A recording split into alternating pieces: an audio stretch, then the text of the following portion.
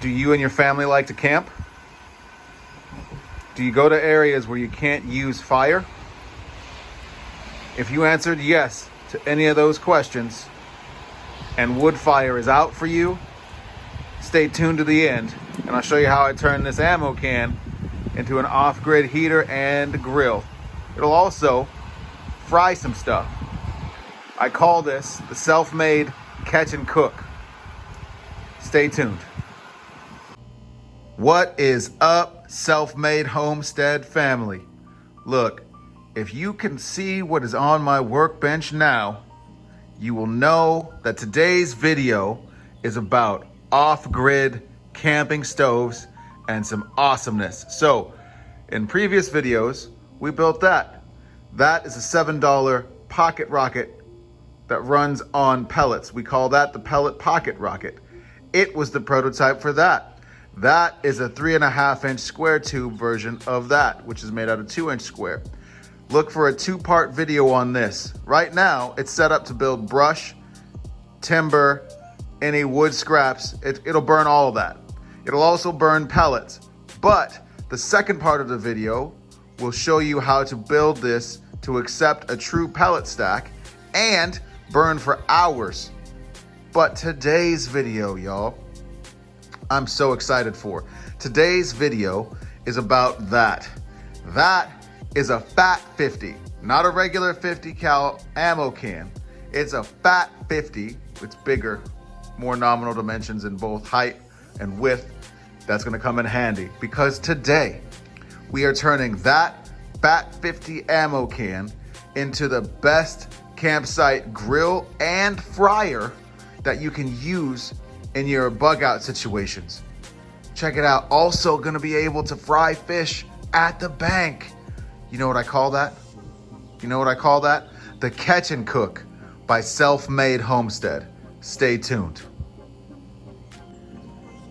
Okay, so as I was saying in the introduction video, this is a Fat 50 ammo can. It is wider and taller than your traditional 50 cal ammo can. This one is used for 5.56 cartridges, which is awesome because my AK is calibered in 223 5.56. Met one of my criteria for having all of the same caliber for all my firearms. Anyway, I had this lying around. You won't be able to find them at Harbor Freight, unfortunately, but what you will be able to do if you live in areas that are pro-gun is go to like a yard sale or see if they got them at places like Rural King or your other box stores that sell firearms. I got this specific one at a place called AmmoCanMan.com. Former military owned and operated, so I like to support them whenever I can. If you don't know, my dad was 101st Airborne, my mom was Air Force. Support our troops and be ready. That's what I learned for my entire life. I digress. The Fat 50 is gonna be what you need because you need more storage capacity. So, in this video, I'm going to teach you how to turn this into a propane grill and fryer that you can use in a bug out situation to keep your family warm and to keep them fed. Now, in areas where you can't use wood fire anymore, this thing is gonna be a throw and go essential. So, let's get into it. First things first, with this build, you're not going to need the lid while this thing is deployed. Therefore, you will not need to remove the waterproof gasket inside because it's never going to be exposed to heat if you do it properly using the instruction you gain in this video. So, step 1, take the lid off. If you've ever done this, you know that you can't do it with one hand. I'll show you after it's open. Okay, the lid is off. Now, what I was saying was, because of the nature of this build, you will not need to remove this rubber gasket that lines the perimeter because you're never going to use this while the stove itself is in use. For the simple fact that you're gonna wanna store things in this while it's open. I'll show you why. So, I just popped the lid. I'll show you everything that's in here. All right. The link for all of these parts will be in the description, but I wanted to show you this, okay? Start here. That is a 1 pound propane canister, okay? That's gonna come in handy when you gotta throw and go. Like I said, keep it light. These are refillable. I keep several of them here. You can find them readily. Keep them on hand, because if you need a propane torch, any of those other things for the pellet stove or any of the other prep stuff that you need, like say you have a propane heater, these are awesome for that, but you won't need the propane heater with this build. Moving on, I went down to the dollar store. These are brownie pans, okay? Look at the dimensions. Okay, hand wash only. That's kind of cool to know. Basically, these fit on the face of this. That will come in handy shortly. This is a 1 pound propane tank extension. It's 5 foot. You can get them in 10-foot sections, 4-foot sections. I chose 5 foot so that I can keep the heat source away from the bottle. That goes over here, okay? Moving on, this is a propane burner that I found on Amazon. I'm not really using it, but I'm gonna keep it intact because there's other things I can do with this after the fact, okay? So that's set aside. I got that for the valve, okay? There's a valve in there that we're gonna need. This is a stabilizer for the canister.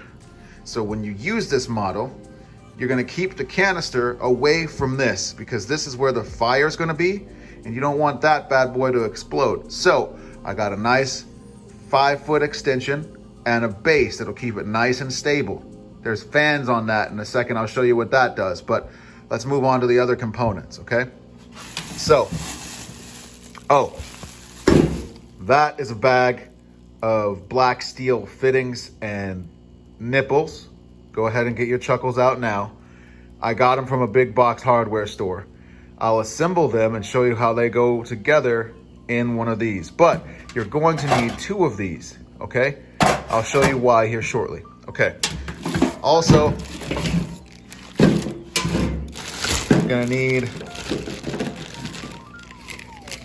a coupler, that goes in here. You're going to need some nuts for this. This is the valve that I bought with that. It also came with an adapter for that. This nut threads here and will allow me to custom fabricate an adapter that turns this 3/8 black steel into plumbing that I can use with this valve. See that? That collapses nice, neat, and tidy. So when we're done, we're going to have the ability to adjust the flame height with this because of that burner.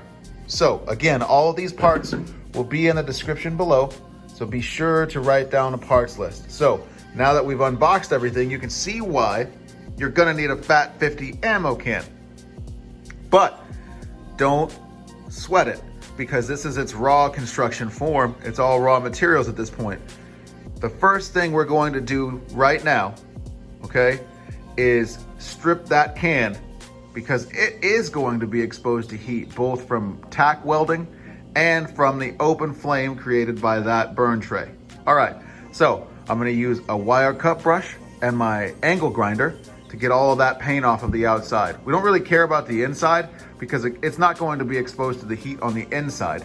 It's going to be exposed on the outside surface of one side. So I'm gonna clean everything up so it's nice and uniform, and I'll check back. All right, so now it's stripped down. Let's talk about layout, okay? So this is all a matter of preference. Quick note, that's what it looks like if you use a 60 grit flap disc. This is what it looks like if you use a wire cut brush. I just wanted to show you the difference in appearance. Now, I'm probably gonna flap it all because I'm a guy that likes uniformity, but if you don't care, then just go ahead and wire cup it or flap it, doesn't matter. The main objective is to get all of the paint off of the exterior to the bare metal for two reasons. One, we're about to weld on it, and two, you want to make sure that it doesn't bubble off when exposed to heat. Now again, because we're not doing what a lot of these guys, I've seen a couple of these videos, what a lot of these guys are doing is turning the whole ammo can itself into a heat source. I'm not doing that. I'm making it so that the can is a portage container, okay? So you can move it from place to place, helping with the portability of the overall stove. But the stove has its own heating element, has its own grill grates and everything. You'll see that here shortly. But now let's talk about preference. So for me, those are the hinges, okay? So I'm gonna make the bottom of this stove like this, so that this side is the top, right? And the hinges are up, facing upwards on my right-hand side, which means this is the cook surface. That is gonna be where my leg mounts are. This stove has legs, okay? A lot of these guys are using a ammo can, but they're making it so it's on the ground. This is gonna be elevated off the ground, so you could use it on a flat surface, or you could use it in your campsite on a tent, grab a couple of bricks or whatever, some rocks, make it level, and go to work. All right, so again, because we're not using this chamber for the heating element, this can be where you store the raw items that you're cooking or any of your ingredients while you're using the cooktop up here. So say I got some onions diced up, bam, they're in there. I got some fish, or I got whatever I'm cooking in here out of the elements, okay? So step one is layout and preference. This is going to be the top, the cook surface here, okay? So that side's gonna catch angle iron. This side is going to catch the floor mounts for my black iron legs. Let me get everything laid out and I'll come right back. Okay, so here is a brief overview of what you're going to need. I've got 2 black iron tees, 4 3.5-inch nipples, 3 3/8 caps, 1, 2, 3, 1 3/8 coupling. That is going to be the burner, okay? Now, this adapter is 3/8 to 1/4, but I'm using it on top of this nut. I'm gonna weld that together, make it nice and snug. This is going to be what threads into the valve. This threads in here, and that allows you to hook up the valve, which is right here, this valve, like this, okay? Now, those 2 trays go like this. This tray is going to house the burner. This sits in just like that, okay? We're gonna drill a hole over here to accept this adapter and the valve. And then this whole assembly sits up here like this, okay? Now, we're going to use some 1/4-inch hardware cloth to cover everything. And that is going to allow me to set this second tray just like that, leaving it whole. If we want to fry anything, you've got this whole surface that you can put oil in, and then the hardware cloth will pick this up off the element and allow you to heat this whole pan to fry stuff. Additionally, one of my buddies has a scrapyard. Shout out Rocky. I grabbed one of these stainless steel shelves. What I'm going to do is take a section of this that will sit on that, so that if I want to grill something, I can. You could grab another one of these, right? They're $1. You grab another one of them and cut holes in it, but I'm just going to use the grate that I have here to make it work. So that is the cooking element and the heating source, right? Now, let's talk about the black iron floor mounts that you're gonna need for the legs. This stove will have 4 4-inch nipples as legs with 3/8 caps that thread in here, okay? That will pick the stove up off the ground by about 4.5 inches. That way you can set it wherever you want and it's got clearance. You're not burning anything or running the risk of burning anything, but that's the overview. So let's start by grabbing some angle iron. I'm gonna use 1.5 inches because that's perfect for this flange. 1.5 inch angle iron on 3 sides of the top, here, here, and here.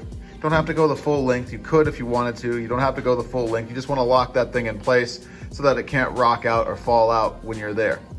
You wanna be mindful of this lip because that's how it closes. We're going to weld those 3 pieces of angle on the 3 sides and leave this side alone so that it can seal everything tight. But when everything's together, these legs will come off and be stored in the tray, just like that, okay? The heating element and everything that will be assembled will sit in there as well. The hose will sit in there. Everything will fit inside. The only thing that we're welding today to this can is the floor mounts, okay? The black iron floor mounts are going to the bottom, and then the 3 angle iron tabs for the top. That's all we're welding on here. Everything else is threaded. So if you didn't want to weld, you probably could get away with just cutting the angle iron and drilling holes, because these already have holes in them, and using hardware. But I'm a fab guy and I want throw and go, and I don't want my mounting hardware to fail ever. Because when you need this thing, the last thing you want to worry about is, well, dang, one of these nuts vibrated out. Okay, so I'll check back after we got everything lined up for the fab. Okay, everyone, so let me bring you up to speed. Some stuff went down while we were gone. So I have installed those floor plates. They look like that, using plug welds in the holes to attach them here, okay? In the back, I've got 3.5 inch legs. In the front, I've got 4-inch legs because I wanted to have that old-timey lean. Now look, this is kind of artish, right? It's got that nostalgic zombie apocalypse vibe. I'm very tempted to give it a high heat clear and just leave it like this, but I'm pretty sure I'm gonna hit it with black. Okay, moving on. The legs are in, and by the way, I did that with flux core. There was no deflection in the can. That was from the can being Vietnam era, legit military can. There's some dings and dents in the thing anyway from that. And I'm really impressed because I've seen guys TIG weld these and the heat just stays in them and deflects the base metal, which makes it all kinds of weird. The lid still works fine. Everything is intact. It's still watertight when it seals up and everything fits inside it. So moving to the top, these are the trays that go here, okay? And I set it so that they just sit right there. Notice it's off the bottom of the can, okay? So I set those in. I used MIG flux core from that titanium Flux 125. There's links in the description from how I built that rig. If you're new to the channel, we built that rig for less than 800 bucks for guys who are looking to get into welding. Find that link, watch the video, and build yourself a rig. But that's flux core doing this. Solid penetration, look. No cold weld, you can see the profile. All 3 of these. I'm really happy with the way those turned out. So that's the can. Once again, the legs are on the bottom. I really do like that lean. It's level across the top where it matters, y'all, in case you were wondering. I'll show you. I'll throw a level on it real quick just to show that to you. Here's my level, right? Skadoosh, okay? So it just looks like it's not level, but I really do like that old school vibe. Like, I feel like post-apocalypse, right? You would just pop up at your campsite and this joint would just be like the topic of conversation. Like, hey, what are we having for dinner? I don't know. Let's fry some rat. Anyway, so that's the top, okay? We got that dialed in. Now, let's talk about the trays really quick, okay? This is the tray that accepts the heating element. Notice I used an 1/8 inch guide bit and then a step bit to drill it out. Here's why. Here's the gas fittings, right? That is the cooktop burner. That slides through. The coupling slides through that hole. Bam, okay? Notice how we got end caps on everything, and it's still pretty dang flush, okay? Now, I made a custom fitting for that. It looks like this. I took that that nut and that adapter. This is the 3/8, the other side was 1/4 inch, and I welded them together. Not too bad. I'll go over it again if I need to, but look at that. I mean, looks pretty solid, okay? Remembering to use steel, but now that's one piece. That adapter is custom made, okay? Maye'd. Anyway, so now this threads in, and when it does, that valve sits just like it is in my hand, so that you can adjust where my thumb is the flame adjustment, okay? So that's how that goes. And then for bonus points, I took that stainless steel shelf I showed you, and I welded some nuts to it, right? Some bolts to it with nuts that are not welded, so I can adjust the height if I want to. But look, that sits just like that, and it gives you clearance on the flame. So if I wanted to use this as a grill, ta-da, I could, because look, it's not touching. For style points, just like the old gas stove at your grandma's crib, you would line this tray with aluminum so that if you were cooking something on it, you would just throw the aluminum away when you were done, right? Line the tray with aluminum. Now you can grill stuff on it. When it's cool, you'll wire brush the black metal out. The steel for the actual burner itself will be wire brushed out. That'd be part of your cleaning kit. But I'm excited with how that looks. My favorite part, after I did that, I went ahead and notched those tabs out, right? There were handles over here. I don't know if you remember that from when we first started the video, but I went ahead and used my angle grinder and cut those out. So let me go ahead and do this. So look, bam, okay? Then you go like this, bam. They just sit in there. So in a super windy situation, that means all I would have to do is drill another hole with a step bit on the side of the can, and I can use this whole thing. There's gonna be another video, spoiler alert. I'm gonna turn one of these into an oven, y'all, okay? I'm gonna make the lid have a glass door in it, right? And then I'm going to make this thing like an oven. So you would use this and the oven at your off-grid bug out site. But it's coming together really nicely. So the last steps, I have to drill holes in the black steel so that the flame can come out. Pardon my hands, they're matching. Giggity. I'll have to drill holes in the nipples here so that the fire can come out and become a nice even heat in this tray. Then I have to paint everything. I think I'm gonna go high temp black just because I want it to look super polished when I'm done, right? And then that's pretty much it. So what I'll do, I'll check back with you after everything's painted and we'll give it a test fire.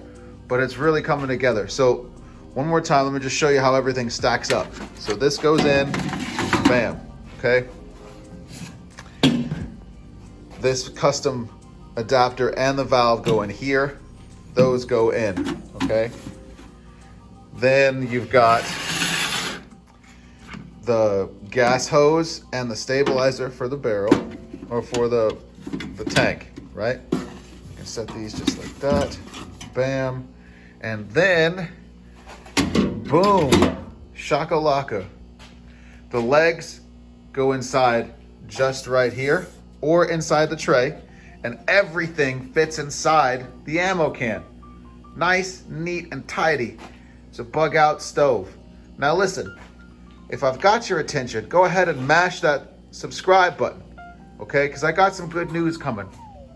What if I told you that the rest of 2023, I will be working on building my presence on Patreon. What that means is you'll be able to book one-on-one and small group sessions with me so you can watch me build this stuff and not just see the cutscenes. What if I told you that was really happening right now? And in the description, you'll be able to sign up for my Patreon, and you'll be able to book classes with me one-on-one or in small groups. Say you and your buddies are just getting into prepping. You want to figure out how to build cool stuff like this. You'd say, hey, Mike, I got a group of 5 guys. Let's do some online classes. I got a webcam, I've got a microphone, and I got the ability to teach how to build cool stuff like this. My mission is each one teach one, okay? I want people to be able to have this information before it's too late. All right, so that being said, check out the description, okay? Find my Patreon, join up. It's $5 or $10, depending on what you want to do. And you spend that on coffee anyhow. So why not spend one coffee with me a month and learn how to build cool stuff like this? Okay, so I'll check back in after everything's painted, and we'll give this thing a test fire. I'm stoked. See what I did there? Because that's a fire reference. Oh my goodness. All right, so I've drilled all the holes. I suppose it doesn't really matter. It's a matter of preference for you, the number of holes, but because I'm OCD, I went uniform. I used 6 in each one of the legs and 4 in the middle. Now, I used an 1/8 inch bit. See how the tip is broken? Side note, if you have a punch, use a punch. It cost me a bit. Fortunately, they're only a couple bucks. Also, fortunately for us, I had these on hand, which surprised me because the 1/8 inch bit in this usually snaps. If you use these and you know that, comment below, because they don't last long on this earth, these black oxide bits. But with the punch, it makes it a little bit less likely that you're gonna snap one off like I did here. So I just used my regular Makita battery powered drill to make that happen. What happens now is this. This is the valve and the propane hose adapter that goes to that hose. This is the fitting we fabbed up.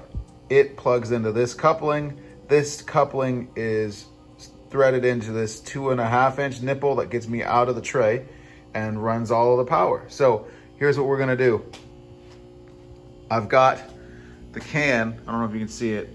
I've got the can over there curing in front of the Wise Way. By the way, we built that chimney stack right here. We built that. There's a video for that on the channel. If you haven't seen it, check it out. That's 3.5 inch square tube, and we built that. Anyway, so I got the can chilling over there. It's not chilling, it's in front of Bert. We call that Bert, and he's the Wise Way. He's chilling at about 600 degrees right now, so the rest of the can is curing there.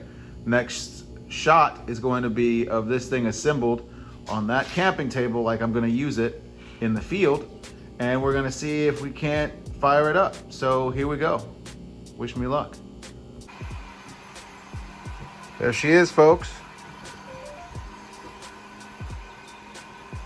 Once again, please consider joining our Patreon page, and if you found this video useful, please mash that like button and subscribe for more content just like this. Happy grilling, and stay ready. You and your family's lives depend on it. For now, it's Mike May signing off from the Self-Made Homestead. I'll see you in the next one. Peace.